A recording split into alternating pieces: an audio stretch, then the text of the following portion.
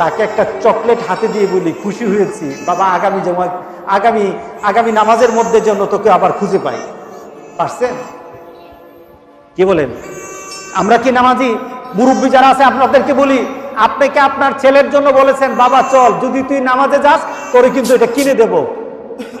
আপনি আপনার নাতির জন্য বলতে পারেন নাই নাতি চল নামাজে যাওয়ার সময় দোকান থেকে চকলেট কিনে দিব, এটাও কিন্তু পারেন নাই।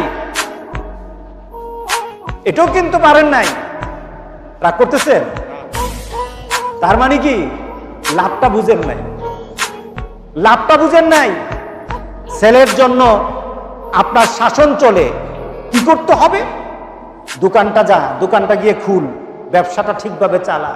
জমিনে যা, জমিনের ফসল ভালো করে সেচ দে, যেন নষ্ট না হয়। বাড়িঘর